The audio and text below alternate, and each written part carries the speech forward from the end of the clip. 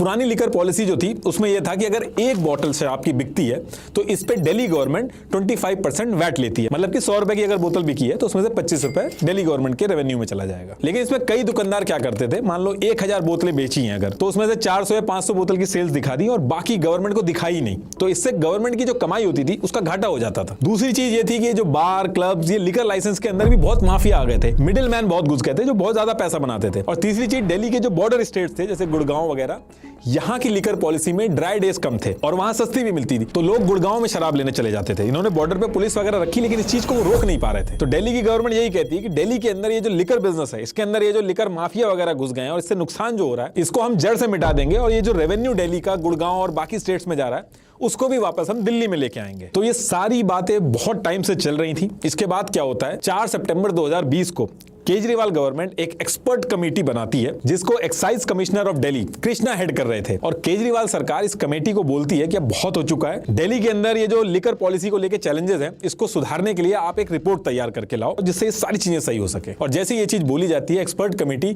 अपने काम में लग जाती है और करीब 1 महीने का टाइम लेती है और उसके बाद 13 अक्टूबर 2020 को एक रिपोर्ट प्रेजेंट करती है और फिर 5 फरवरी 2021 को दिल्ली गवर्नमेंट दिल्ली कैबिनेट के अंदर इस न्यू पॉलिसी को सारी चीजें सही करके एक रिपोर्ट बना के पेश करती है। और इस रिपोर्ट को लेके बहुत सारी चीजें बोली गई कि गेम चेंजर है, मास्टर स्ट्रोक है। उस समय पता नहीं था कि इसकी वजह से सारे के सारे जेल में जाएंगे। अब इसके बाद दिल्ली के जो डेप्यूटी सीएम थे यानी कि मनीष सिसोदिया जी, ये एक्साइज डिपार्टमेंट देखते थे और सिर्फ एक्साइज डिपार्टमेंट ही नहीं, 33 पोर्टफोलियो में से 18 इन्हीं के पास थे। केजरीवाल गवर्नमेंट में ये बहुत ही पावरफुल थे और सीएम केजरीवाल जो थे वो इन पे बहुत भरोसा करते थे, इसीलिए बाकी एमएलए को छोड़ के एक अकेले आदमी को 18 पोर्टफोलियो दे रखे थे। तो ये जो न्यू पॉलिसी थी इसके भी कर्ता धर्ता मनीष सिसोदिया जी थे। तो इसके बाद क्या होता है, मनीष सिसोदिया जी के साथ 2 लोग और ऐड किए जाते हैं, एक रेवेन्यू मिनिस्टर कैलाश गहलोत और हेल्थ मिनिस्टर सत्येंद्र जैन, इनको भी ऐड किया जाता है। और इस टीम को ग्रुप ऑफ मिनिस्टर के नाम से सब लोग बोलते थे और यही लोग डिसाइड करते थे कि आगे इस पॉलिसी को कैसे एग्जीक्यूट करना है। तो ये जो न्यू पॉलिसी को लेकर रिपोर्ट वगैरह बनी थी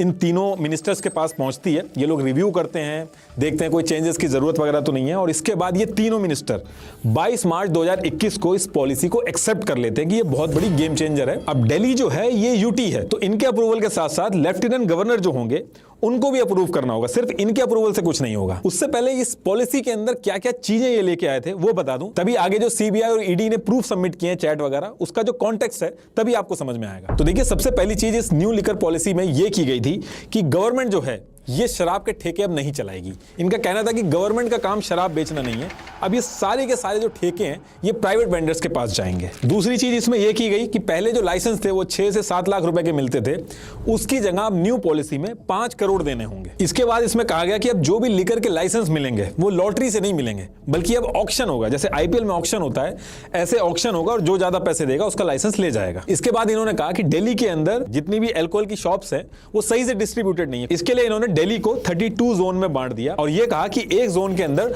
27 शॉप्स खुलेंगी। और ये इस जोन डिवीजन प्लान की ओरिजिनल कॉपी है कि इस तरीके से इन्होंने जोन डिवाइड किए थे। फिर इसके बाद इस न्यू पॉलिसी में इन्होंने कहा कि दिल्ली के अंदर जो शराब पीने की जो एज लिमिट है वो 25 साल से कम करके अब 21 साल कर दी जाएगी, ताकि ज्यादा लोग पी पाएंगे और जो बॉर्डरिंग स्टेट्स हैं वहां से भी कंपटीशन करने में इनको आसानी होगी। एक चीज और इसमें इन्होंने कही कि दिल्ली के बॉर्डर पे जितने भी स्टेट्स हैं, गुड़गांव वगैरह, वहां पे ड्राई डेज कम है।